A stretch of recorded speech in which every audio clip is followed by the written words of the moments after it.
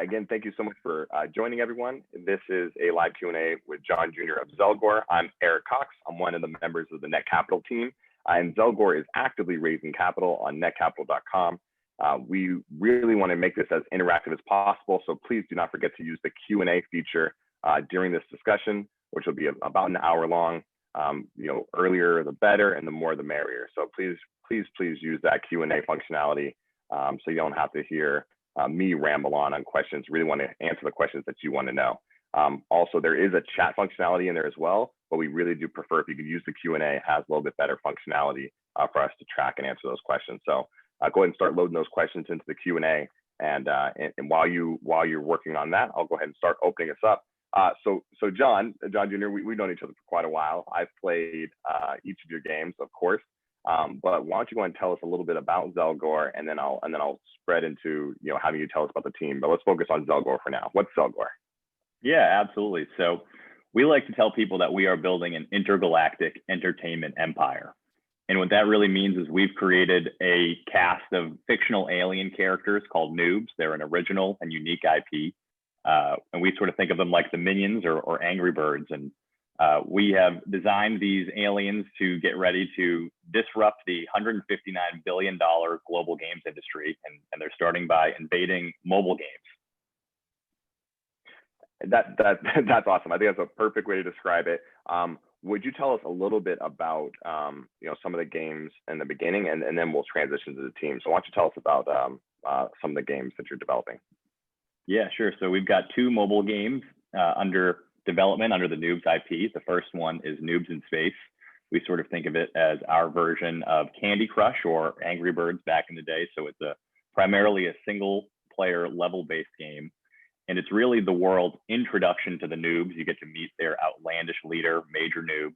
And the premise of the game is you are a noob in space, and you are flying around the universe, exploring cool new planets, encountering wacky creatures, and dodging obstacles along the way. Really more of a traditional, sleek, beautiful mobile game, which leads into the sequel to Noobs in Space, which is Noob Tubes. Noob Tubes we think of as a really cutting edge sort of mobile game genre defining experience. It's built on top of the real world map. It's the story of the noobs coming to Earth to take over the world. And the whole idea is the noobs are actually competing with each other to be the first squad of noobs to take over the planet. It also introduces a new piece of alien technology called the Noob Tube, which is a fruit launching backpack that the noobs strap on, and they battle each other for territories on planet Earth using this Noob Tube technology. And they end up sort of being these really spectator friendly, really fun, really engaging sort of competitive dodgeball matches. So you sort of think of it as like the noobs are playing dodgeball to take over the world, and that's ultimately what Noob Tubes is all about. Like I said, it's built on top of the real world map, so you're taking places all over the world, including your own backyard. No, that's really fantastic, and I see that Major Noob is part of the founding team on your offering page. Why don't you tell us about the other team members? Yeah, absolutely. So Major Noob, obviously, as the leader of the Noobs, we felt like he was worthy of a spot. But we also have some really incredible people with a tremendous amount of experience in the games industry as well. We've got Will Teixeira, our lead engineer, who we recruited over the summer. He worked at Warner Brothers Games with our chief product officer, Phil Fogerite. So they worked together at Warner Brothers on Dungeons & Dragons Online. Will went on to become the lead engineer at a company, Other Side Entertainment, which shipped multiple games for Xbox, PlayStation. He led the development of an Oculus mobile game. So he's got a lot of experience shipping AAA games on multiple different game platforms, and is really just an absolute rock star. We like to call him our chief mad scientist. We also have Andres Gonzalez, who's our lead designer. He was the lead combat designer on BioShock Infinite, which for those of you who have played video games may have heard of BioShock. It was an immensely popular trilogy, sold millions and millions of copies. BioShock Infinite in particular won all sorts of awards. It was given perfect ratings on a number of different game websites. So Andres has been at the highest level design conversations in games that have been massively successful. So we've got those two guys working together, in addition to Phil, like I said, who worked at Warner Brothers with Will Teixeira. He also worked at Ghost Story Games with Andres. So he's really the linchpin between those two.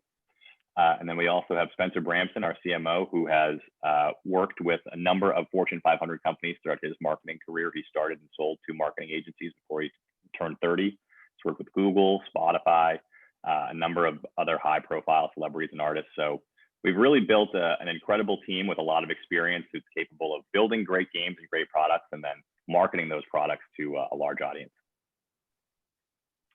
Absolutely. A lot of firepower there. And not only does the day-to-day team seem pretty stacked, but also some pretty impressive financial backing as well. Can you tell us about the investors that joined your team?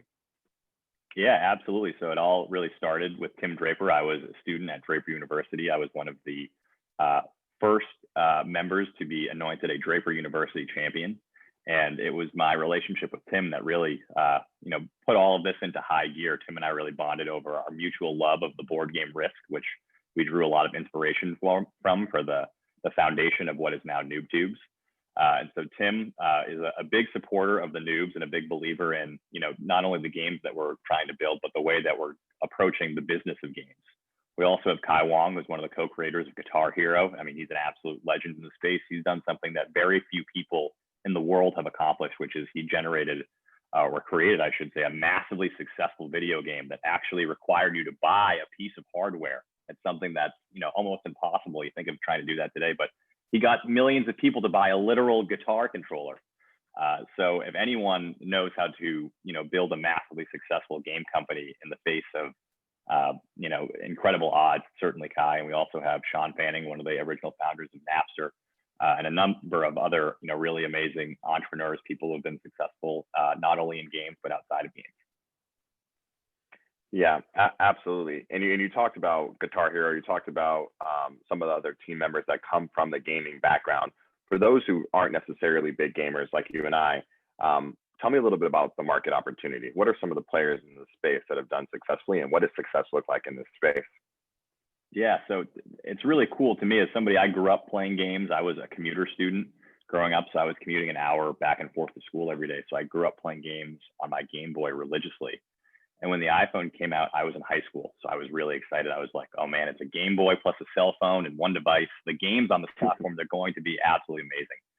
And the games that came out were actually really, really simple. It was like, flicking a paper ball into a trash can, cut the rope, Fruit Ninja, things like that. And so I was like, oh man, this seems like such a waste of the technology, because the thing about your phone is it's the most accessible game platform in human history. There's never been a single platform that we could all play games on that billions of people had. So it's this amazing, amazing opportunity. And yet the games were worse than games that had come out, 10 to 20 years before on the Game Boy. But the funny thing is, you asked me about the market opportunity. The games on these platforms have still, I mean, the top games have been massively successful. You've seen games like Candy Crush, Clash of Clans, Pokemon Go. Each of these companies are now worth over $1 billion. They've each generated over $1 billion in revenue off of just a single game. And Angry Birds was really the first company to do what we're trying to do back in 2009, which is launch an original IP using a mobile game and then build off of that mobile game to expand into all sorts of other content like television shows, movies, merchandise, things like that. So we think Angry Birds really sort of paved the way, but you've seen a number of game companies emerge and ultimately become billion-dollar companies within 2 years of launching their first game. So the market opportunity, we think, is massive. We think that the level of competition in the space, for the most part, is relatively low. So we just think that there's a huge opportunity to come in and be a company that, has business people in the room first and foremost, but also has an incredibly experienced and creative internal team to just step into the marketplace and make really amazing games that have the potential to, each individually on their own be a billion-dollar game and use that as the springboard for the Noobs invasion. Absolutely. And you touched on something really exciting in this space, and that is the licensing opportunities. And I remember for years after Angry Birds, you couldn't go to a local fair without one of the giveaways being, a different sized Angry Birds. So I really like that strategic intellectual property approach. Can you talk more about the business model in terms of maybe microtransactions or freemium model, and then the broader intellectual property strategy as well? Yeah, it's a great question. And like you alluded to, it's really the freemium model is the core of how these games that became billion-dollar games and generated $1 billion, over their lifetime. They all did it through the freemium model, which is what we use. And for those of you who aren't familiar with the space, it means the games are free to play.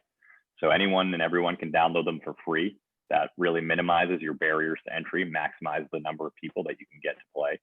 And then from there, you sell them virtual items, things like costumes for your noob characters or for your UFOs. And using just the freemium model alone, you've seen games like Pokemon Go and Clash of Clans generate over $1 billion. But like you said, we also have this whole merchandising and licensing and IP expansion approach on top of that. You look at Angry Birds obviously has done that. Illumination did that with the Minions as well. They obviously generated a lot of success and popularity around the Minions with the original movie, but the majority of how they generate their revenue is through licensing, things like, merchandising. You see Minions merchandise all over the place. So we want to do the same thing with the Noobs. We want to sell Noobs shirts, hats, plushies, in addition to ultimately expanding the Noobs IP as they gain in popularity to games, other game platforms, and ultimately start creating things like TV and movies as well. So, the freemium model is the foundation of our business, but the Noobs are really going to allow us to expand into all sorts of different revenue streams and add on to our business model. Absolutely. I'm seeing somebody asked in the chat if there's any way we could see the Noobs. I think you have share screen capability, or if not, I certainly could as well. Yeah, sure. If you give me 1 second, I can try. If you have it up, Eric, that would be great. If you want to just pull up our offering page. Yeah, absolutely. Let me go ahead and actually, I'll let me do it. Here we go. It's probably for consistency's sake. Let me go ahead and open this up here. Okay.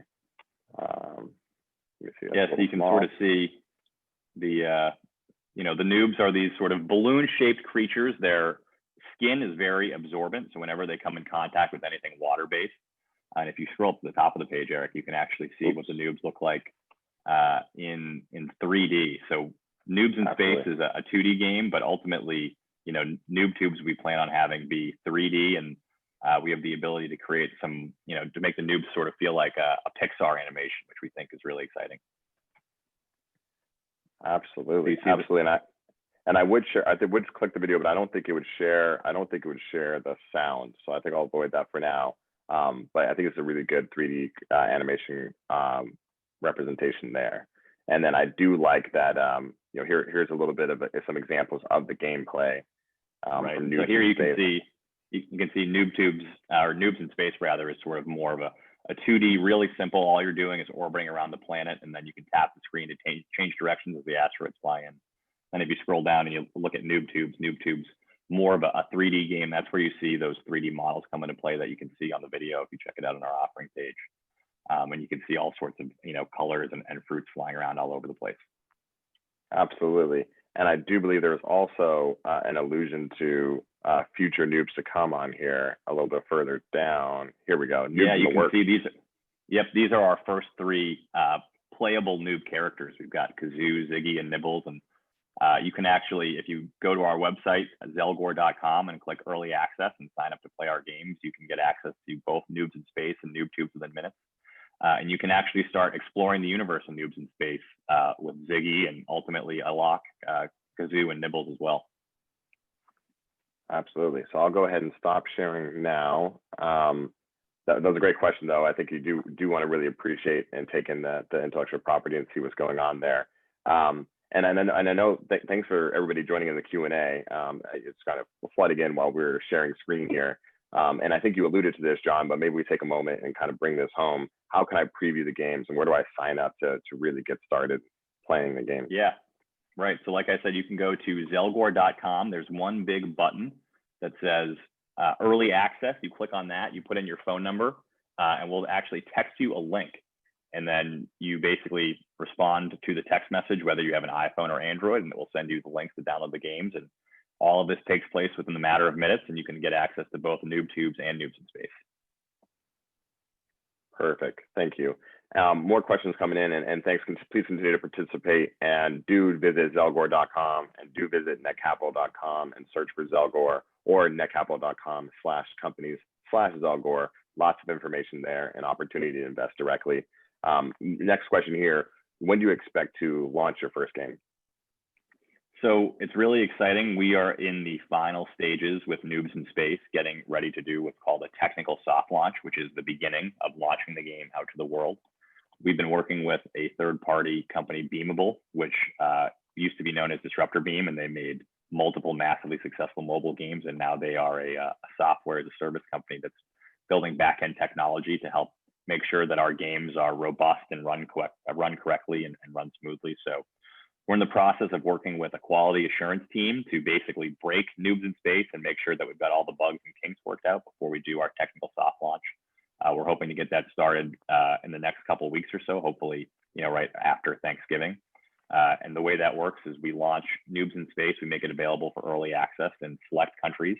And then depending on how the game performs, the metrics that we see, we get ready to slowly introduce it into other app stores and get ready to ultimately lead into a worldwide launch. So we don't have an exact date pinned down yet. That's really more driven by the analytics and the testing metrics that we see, but we're getting that whole process started. It's currently underway, and we're entering the final stages to hopefully get ready to begin launching the game as early as next week, or I should say in 2 weeks post Thanksgiving. Absolutely. One more thing to do during the holidays. Can we talk a little bit about why you chose the freemium model? I know you discussed that approach and the different features that come with it, but let's take a deep dive there. Yeah, absolutely. So if you look at the traditional video games industry, right? Eric, I know that you play video games, so this will resonate with you. We're so used to, spending $20, $40, $60 upfront for a game. That's the traditional console model. I spend $400 for a console. I spend $60 for the games. And then as a business, my revenue potential is capped by the number of copies that I can sell. But what the freemium model has done is it's sort of flipped that model on its head. It said, we're going to give you the game for free. And as a result, the revenue potential of our game is going to be uncapped. It's going to be determined by how long we can keep people playing the game rather than whether or not we can sell an individual copy. And you might think, well, is that model better or worse than the traditional model? Well, I think we've seen in the mobile game space that's unquestionably better, because you've seen games, like I said, Candy Crush, Clash of Clans, Pokemon Go, and there are others, Game of War, Machine Zone. These companies have rejected the traditional model in favor of the freemium model, because it's really all about, like I said, it's about minimizing the barriers to entry, enabling as many people who want to play your game. And not just that, if I play a game and I think it's really fun and it's free, it's really easy for me to text you and say, hey, Eric, you need to download NoobTubes. You need to download Noobs in Space. Come play this game. There's no investment cost for you at all. And if we wind up playing this game together and we enjoy it and we end up playing it for weeks, months, years, all of a sudden, we may spend $50 to $100 or more on cosmetics, virtual items, merchandise, who knows? And that's way more money than the game company would have got out of us otherwise if they just charged us $60 upfront for the game, and I had to spend, who knows how much time convincing you that this game is worth the upfront investment. Yeah, I think that's a really interesting point. And there are some newcomers into the space that are proving this model again, with Among Us being probably the most recognized one. Really kind of came, it was actually an older game, but really kind of had a resurgence recently. And they've kind of proven out that you can get people excited, get some virality. And then those microtransactions, I probably should create a budget line item for microtransactions in video games at this point, with little hats and figures and things like that. But, and Among Us, I think, just to talk about Among Us quickly, that's a great example, right? Among Us was a game that really rose to popularity in the last month or two. And it was 100% because it was a free-to-play game. Streamers started picking it up. It was a party game, so you could, jump into a party and play it together. But it was the fact that the game was free that enabled so many streamers to pick it up and start playing it organically right away. And that's just not something that's easily, that you can easily replicate with a game, with a Call of Duty that costs $60. Yep, absolutely. Great point. Love these questions coming in. These are really great. We'll just kind of keep the party going here. Assuming you raise your max amount, will you need more capital soon, or will you be generating enough revenue to self-fund all the other games and products you're discussing? So typically the path that companies like ours will take is after we close the net capital round, assuming we raise the maximum amount, that will help us launch Noobs in Space. And then once game companies have metrics, they have users, then they're able to go out and do a larger, Series A type round. where we would be looking at potentially raising, somewhere in the 3 to 5 million range, and that would mostly go towards, marketing, maximizing, our efforts to generate user acquisition in our first game, and ultimately go into launching NoobTubes. But right now, that's obviously, further down the road. Right now, our focus is just raising the round on net capital, and then ultimately launching Noobs in Space. And the thing about these games is it's really volatile. We could launch Noobs in Space and it can blow up right away. And, like the person asked, maybe we don't need to raise money after that because we've got the Noobs have a war chest of capital now, right? I mean, you saw that with all the games I mentioned within 2 years, they were, multi-billion-dollar companies because of just the sheer amount of revenue you're able to generate so quickly. Then the other path is that the user base builds up sort of slowly over time. You saw this with Ingress, which ultimately was the predecessor to Pokemon Go. So there's a lot of different paths to success in this space. And ultimately, you just have to sort of, launch your game and do the right things and see the metrics and see, what they tell you. It's almost like you're queuing up these questions after the previous questions. Some great segues here. So speaking of metrics, what are some of the metrics you're watching for post-launch that really kind of set you up for success in the future? So obviously you got the traditional ones, right? Downloads is a big one. Monthly active users, daily active users. From there, how many times people are coming back to play the game a day? Is it once? Is it twice? 4 or 5 times? How long are those play sessions? And then one of the final metrics that you look for, right up, until launch, because sometimes these features aren't always in the game, or the game isn't always the most accessible. But the last thing you look for is sort of the virality component. How many users are sharing the game with their friends and recruiting more people to play it. So that's just an example. I mean, we look at so many different metrics, but at a high level, those are the types of things that we're looking at. Absolutely. And we're going back to those microtransactions again for a moment. Will you give us some idea how much a typical big spender would spend on virtual items in the game? Great question.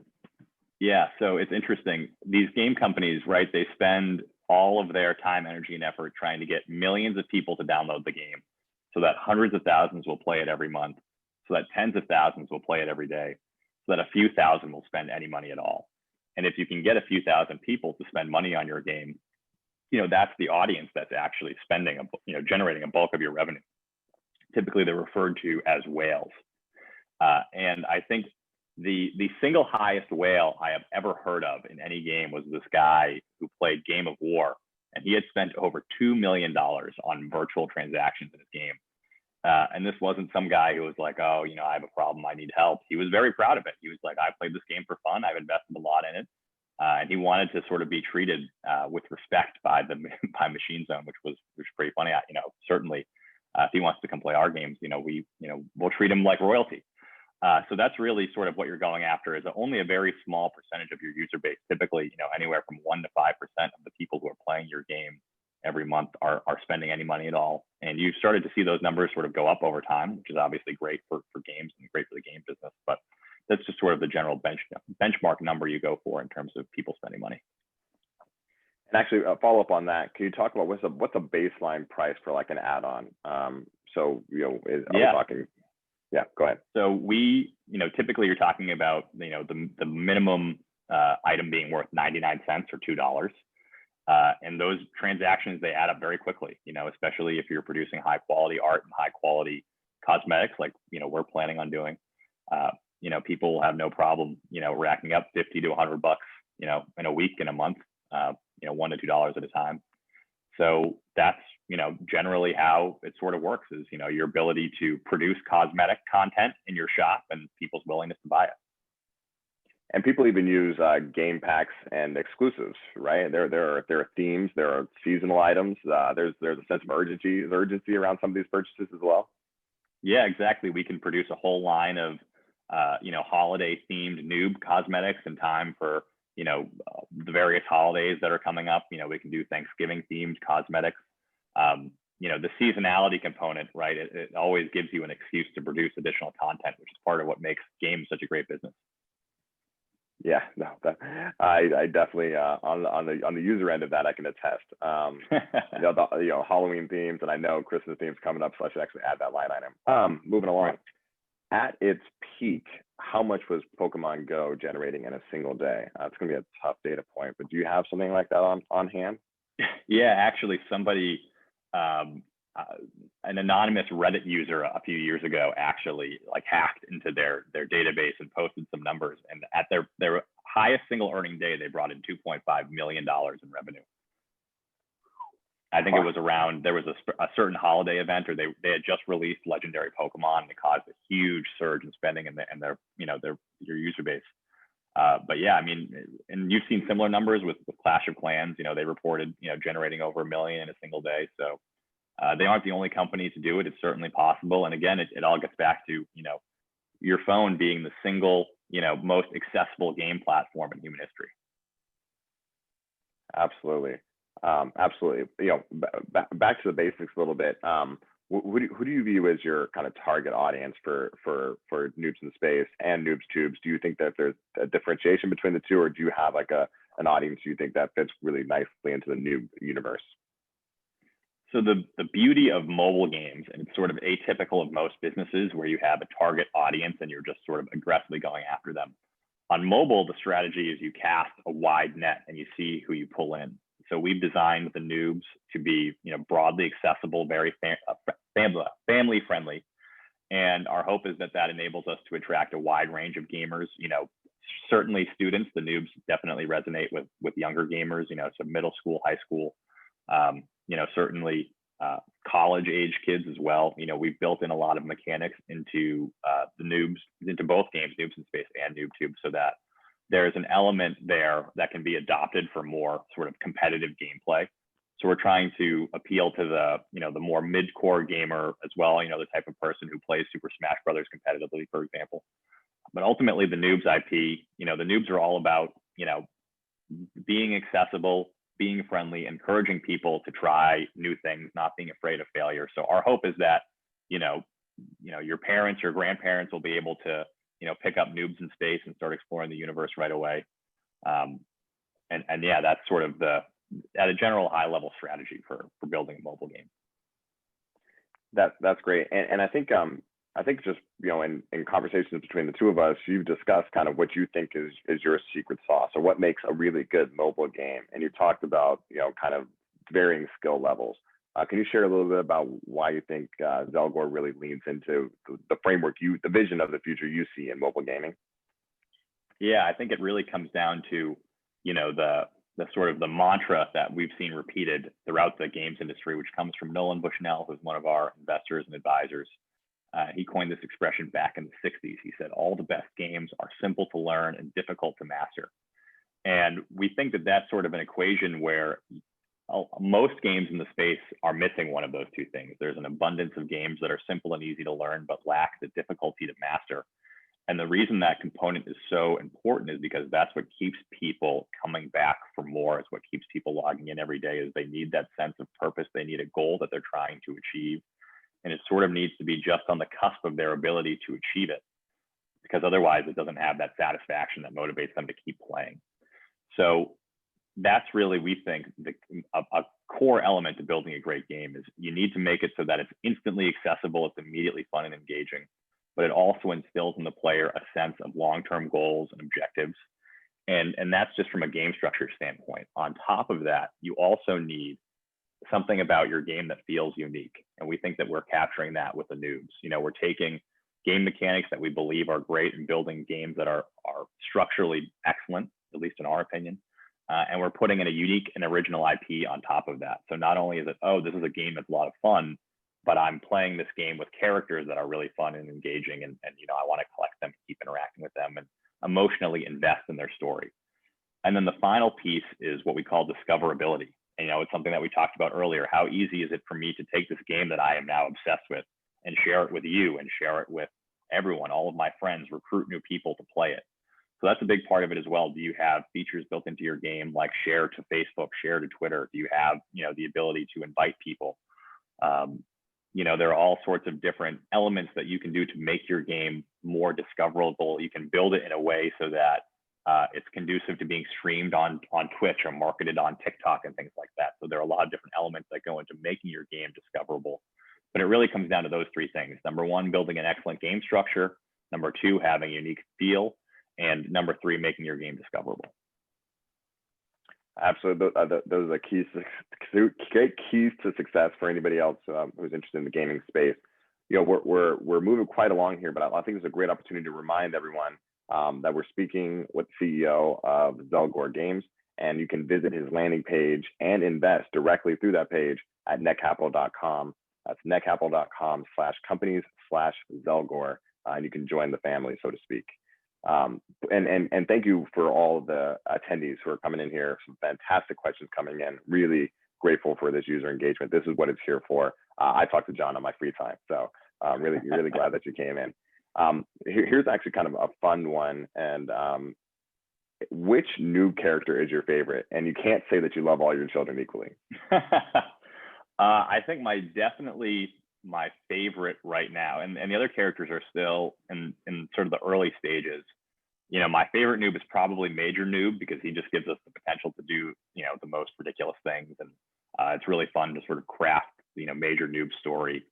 And then within the three characters that we have on our page, Kazoo, Ziggy, and Nibbles, my favorite is probably Kazoo. We have some really fun stories and narratives planned for Kazoo. A lot of sort of rambunctiousness and ridiculousness. So, but yeah, I mean, ultimately, we hope that all the noobs are fun and engaging, like you said, and we're excited about the first batch that we've come up with, and we plan on pumping out a lot more. Yeah, absolutely. Yeah, hard to beat Major Noob. That's a great choice. On your landing page, there's a really cool graphic, and it's part of the licensing section, but it displays kind of a real world map. And it really kind of alludes to opportunities to partner with retailers such as McDonald's. Can you talk a little bit about that avenue and why that's an exciting opportunity for potential investors?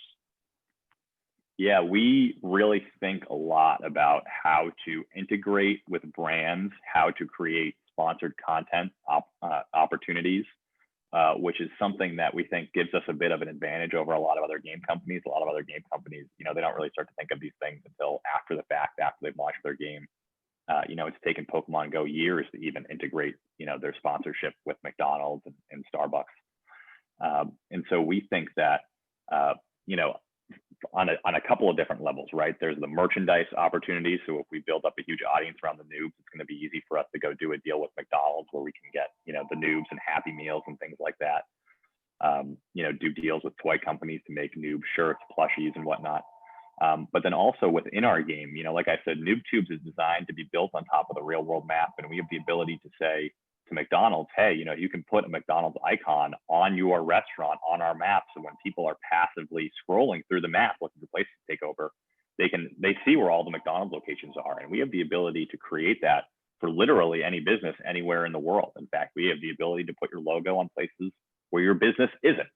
And so that's like, level one of sponsored content in NoobTubes, right? Level two is we can actually create mission content that drive the players to your virtual locations where they can then receive rewards that they can then redeem at your real locations. And so what does that mean? Let's go back to McDonald's, right? We could do a whole mission, storyline for McDonald's where we're having you as a player take over, 5 McDonald's locations. And then when you complete that mission, we give you a coupon for a free cheeseburger or a free drink that you can go redeem at an actual McDonald's location. And then from the McDonald's perspective, right, they have taken a chunk of their advertising budget and they can now directly see that advertising budget has driven players into their actual stores. And that is something that at least right now, in advertising, these companies are spending, millions, if not billions of dollars on advertising, just sort of on a hope and a prayer that it leads to actual sales and actual revenue. We have the ability to, streamline all of that and make it happen directly using a lot of, using technology to do things that are proven to work, like giving people free stuff. Absolutely. Yep. That's a really cool opportunity from a licensing standpoint. And some questions are coming in. Before I get to that one, I think it's top of mind right now, especially as we're seeing a resurgence in the virus. How do you view the pandemic has affected Zelgor, and how do you view the kind of the next couple of months and upcoming circumstances to continue to affect Zelgor? Seems like it could be a potential opportunity, a silver lining, if you will. Yeah, so that's one of the the ramifications of the pandemic, right? As people have been driven inside, everybody is spending more time in front of their TV, more time on their phone. And so you've seen record numbers across the industry in terms of downloads and play sessions. So, the fact that people are, spending more time at home, spending more time on their phone has seen massive, user adoption and just activity in the mobile space in general. In terms of our team is really well equipped to handle remote work. We really haven't missed a beat. Some of our team members, we're all, for the most part, with the exception of one, based in Massachusetts. But we have team members who, they haven't even met most of our team physically because, they've been working remotely the whole time. And it really hasn't impacted our ability to, build our games, build our culture, work together in a really productive way. And games like Among Us, right, have helped us do that, is to build that company culture virtually. So because we're gamers, we're sort of uniquely positioned to take advantage of it. We know how to use the technology. We've been using, voice chat and video chat for decades, right, to talk over games and communicate and collaborate. So for us, it's basically just like playing a game while we build a game. And so there's, certainly with other companies that are used to being located in the same proximity, and they have to learn and adapt to all this technology on the fly, could certainly create issues for them. It hasn't been an issue for us at all. That's great. Really happy to hear that. And yeah, it's been a bright spot for company culture, being able to get together and play games remotely. Super important. Really like this question coming from a non-gamer, someone who really hasn't played video games since college more than a few years ago. So I just wanted to walk through some of the terminology, and then wanted to ask, how hard would it be to port this game over to a computer app or a TV gaming platform, or is the plan to just basically remain mobile gaming company? It's a great question. So the answer for us is both games, I think, can port very well to other consoles. Noobs in Space may not be quite as fun, might feel like a waste of the game console if you're playing it on your Xbox or PC. But it's certainly a game that is very easily portable to other consoles, and the same with Noob Tubes. Noob Tubes in particular, I think, is a game where we could take that experience and really make it pretty amazing if all of a sudden the player has access to a game controller or a mouse and keyboard. There's a lot of really cool stuff that we can do with the Noobs there. And then also, we would probably release games specifically for those consoles so that we can take advantage of all the additional, computing power and controls and things like that. So we think the IP is really conducive to building games for those platforms, and we think that both of our games are conducive to being ported to other consoles and other platforms as well. So we don't want to just be a mobile game company. We view mobile games as the launch pad or the springboard for our company. And we started there because we think, like I said, there's a massive opportunity, but it's also a space that we're really passionate about and want to see, improvements in. Whoops, that's my dog. 1 second. No worries. Nope, I think we're good to go. Thank you. So on that note, we were talking about terminology, and I think what you were alluding to was that kind of cross-platform play. And one thing that I'm super excited about with this holiday season is that some really exciting next generation consoles are coming out. And I'm not sure, there are a lot of people that play on PC or personal computer or gaming laptops, but there's a huge opportunity to tap into what I think is exceptional graphics that would compete with a low-end PC at a price point that is far, far more acceptable. PCs can easily get into the thousands of dollars. So I just wanted to say, as we're discussing moving from mobile to console, which would allude to the Sony PlayStations of the world, the Microsoft Xbox of the world, the Nintendo Switches of the world, they are becoming more powerful and more accessible at their price point. So really exciting opportunity for cross-platform play, it seems like.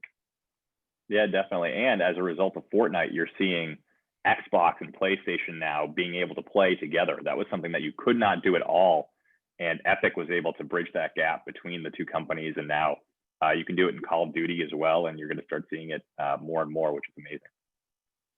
Yeah, cross-platform play is great. There's always been kind of cult followings behind these individual consoles, but I think it's really great to see, the bridge that's really come into place here, especially in first-person shooters like Call of Duty and Warzone. Coming towards the end here, bring us back to a little bit of brass tacks. Could you tell us a little bit about your planned use of proceeds? So you're actively raising on net capital, having quite some success so far. Can you tell us how do you plan to use some of the funds that you raise on net capital and I guess and beyond? Yeah, exactly. And I saw that somebody asked about, the rate of that the funds are coming in. It's actually been really interesting for us on Net Capital. What we're seeing a ton of is we're actually seeing a ton of investment activity, but the people who are investing things like, $50 to $100. They're the actual consumers, the end user of our product. They see the noobs and they say, oh, I could absolutely see this, being a game that my kids are playing, or I could see this being on TV shows and movies. So Net Capital for us has given us this sort of unique opportunity to raise capital from the end consumer. One of our investors left us a note and said, I spend, 500 to $1,000 a year on mobile games and would love to be an investor in the games that I'm actually playing. And that's sort of the unique opportunity that we have seen, that we've been able to sort of build that community with Net Capital. So that's part of the reason that we've chosen Net Capital. This is our second Net Capital offering. It's the reason that we've left the offering open, is because it allows us to do two things at once: build our community of gamers and build our community of investors, and raise that capital. And we're getting new investors all the time. And these things are typically, they're snowballs, right? You get sort of a small snowball leads into a larger snowball. And the members that we've added to our team, the progress that we've made on the games, and how we're moving closer and closer to launch. So we expect to continue to see people rolling in. We think the more we put the noobs out there, the more people will want to jump on board, and the more people realize, like, hey, this is something, I can invest in this company, and then I can go download these games. I can actually spend my money in these games, and I'm basically putting it back in my own pocket, because it's helping boost the metrics of this game, and raise the share price. So it's just been a really amazing opportunity. It's a really unique opportunity to build a community that we can also help raise, sort of lift with our success as well. So just so many different cool things that Net Capital enables us to do as a means of raising capital.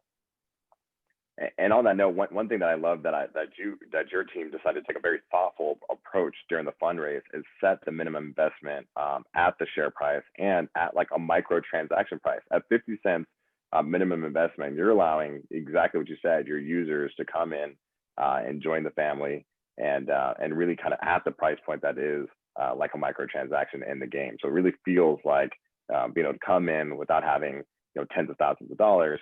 Be able to join at the microtransaction level, the way that gamers really are comfortable getting engaged with the game anyway. So really, really unique approach, and really interesting how you've been able to model that out.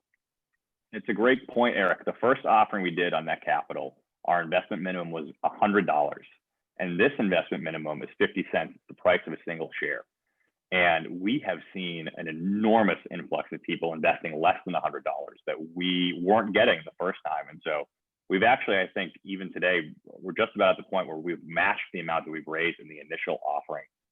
But it's come from way more people. We've got over 500 Net Capital investors so far, and we expect that number only to continue to grow. And like I said, I think, you get a lot of people who are like, oh, I don't really know a lot about games. I've never really invested in the game space before.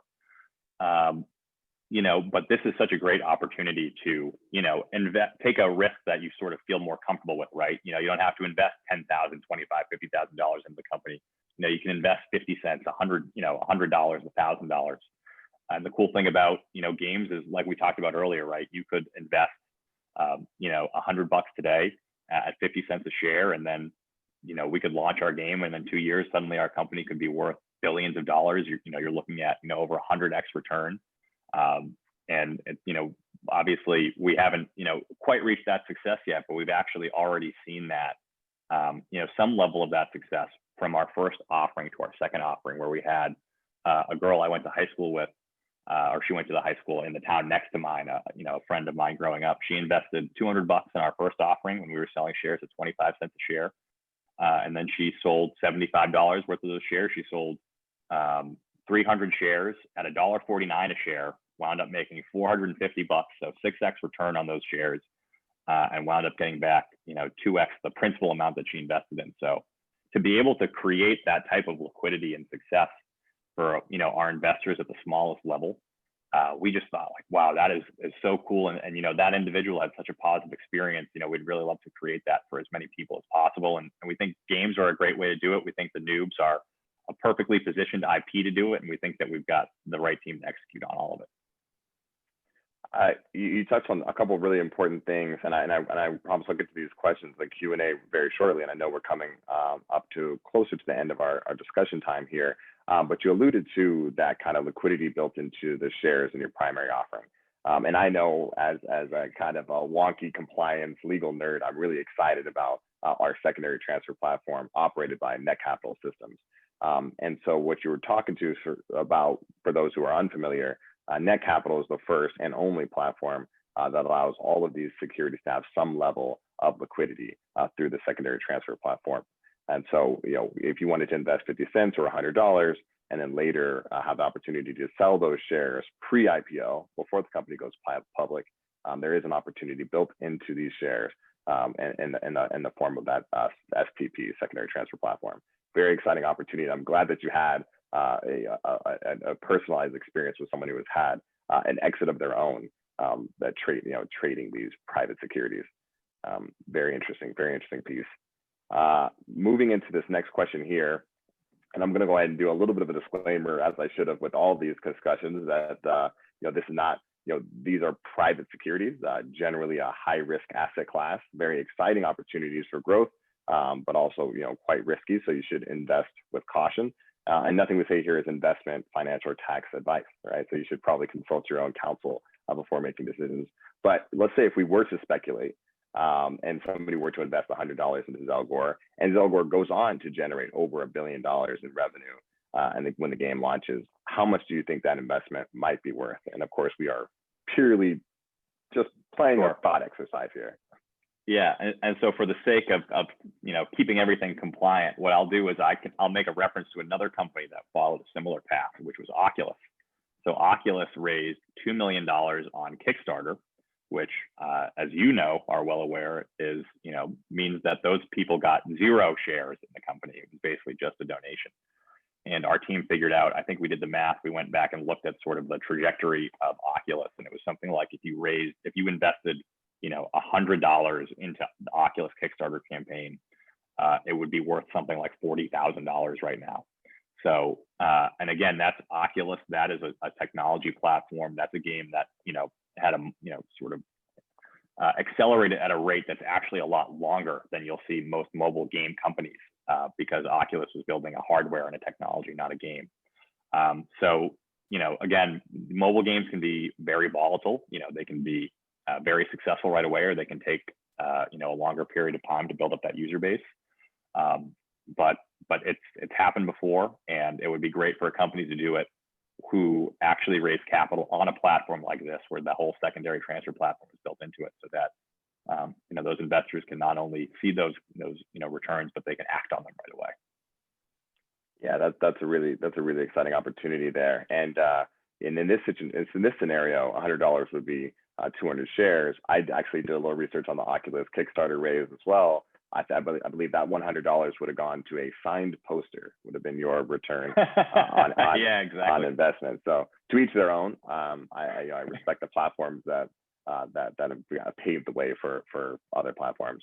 So really lively discussion, really exciting about all the things that you're working on here. And please continue to bring in those questions into Q&A as we bring it home here. I think we got a little bit.